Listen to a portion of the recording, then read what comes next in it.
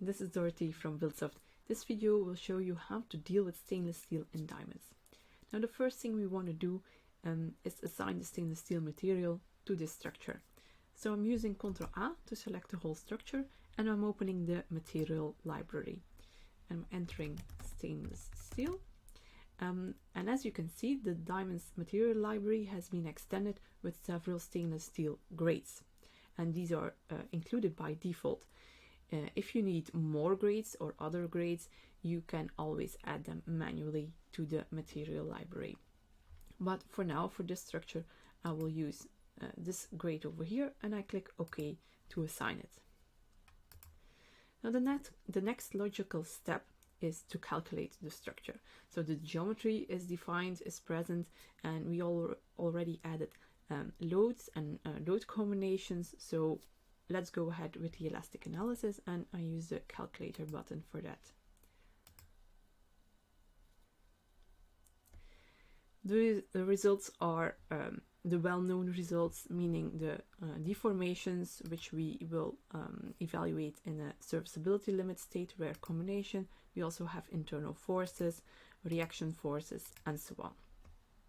Now the material stainless steel becomes relevant at the design stage, and the current implemented design codes for stainless steel can be found and set over here in the menu Analysis, Stainless Steel Design Code, and we currently support Eurocode. To launch the stainless steel verification, we use the well-known button for the steel verification.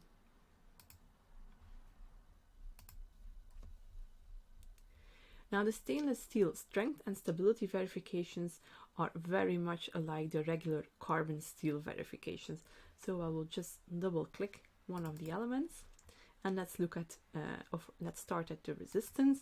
And as the regular carbon steel verification, we have the individual checks: tension, compression, bending, shear, torsion, and so on. And then we have the combined checks: bending plus shear plus normal force. For the buckling resistance, we have the individual buckling checks and lateral torsional buckling checks. And then, of course, we also have the combined checks, which is buckling plus lateral torsional buckling. The main difference between stainless steel and carbon steel lies in the calculation of the deformation. For stainless steel, the secant Young's modulus is used instead of the regular Young's modulus. And the secant Young's modulus is calculated from the stresses present in each cross-section.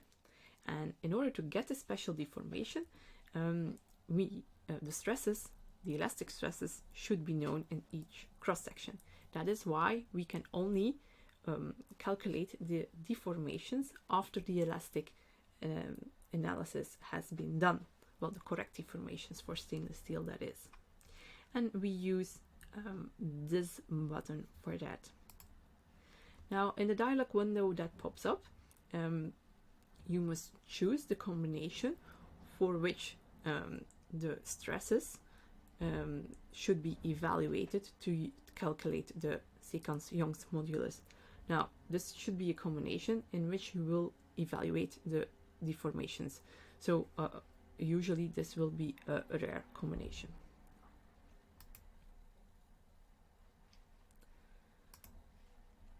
And now we have a new calculated deformation. Alternatively, you can recalculate the whole model, not only the deformations, but the whole model, including the internal forces and so on, taking into account this secant modulus.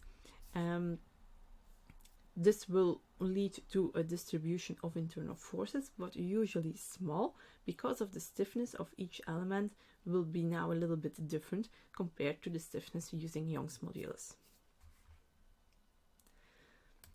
So these were the most important topics regarding stainless steel. Note that the stainless steel design calculations are bundled up in a separate diamonds module. Enjoy!